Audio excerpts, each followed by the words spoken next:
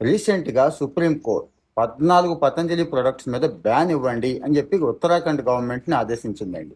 అదే ఉత్తరాఖండ్లో గత 4 సంవత్సరాల కిందట ఒక కేసు నమోదైందండి. సోంపాపిడి అంటాం కదా, పతంజలి అలాచి సోంపాపిడి అని చెప్పి ఒక పాపిడి ఉంది. అయితే ఇది స్టాండర్డ్స్ మీట్ అవ్వలేదు అని చెప్పి రీసెంట్గా తేలి ఓ 25,000 పెనాల్టీ వేసి అక్కడ ఉన్న 2 ఎంప్లాయీస్ కంటే అసిస్టెంట్ మేనేజర్ ర్యాంక్ వాళ్ళకి జైలు శిక్ష, 6 నెలలు జైలు శిక్ష కూడా వేసింది కోర్టు అండి. విషయం ఏంటి అంటే పతంజలి వాళ్ళు చాలా ప్రోడక్ట్స్ తెస్తున్నారు, కానీ ఇవి ఏదైతే స్టాండర్డ్స్ ఉన్నాయో ఎఫ్ఎస్ఎస్ఎస్ఏ అంటామండి, ఆ స్టాండర్డ్స్ని మీట్ అవ్వట్లేదు, వినియోగదారుల్ని తప్పుదోవ పట్టించేస్తున్నాయి. అంటే భారతీయ ప్రోడక్ట్, ఆయుర్వేద ప్రోడక్ట్ అని చెప్పి చెప్తున్నారంతే. మిగిలిన ఏవైతే ఉన్నాయో ప్రాక్టర్ అండ్ గ్యాంబుల్ దగ్గర నుంచి హిందుస్థాన్ లెవెల్ ఇలాంటివి ఉన్నాయి చూడండి, మల్టీనేషనల్ కంపెనీస్ సేమ్ అదే మోసలో అలాగే తయారు చేసేస్తున్నారు.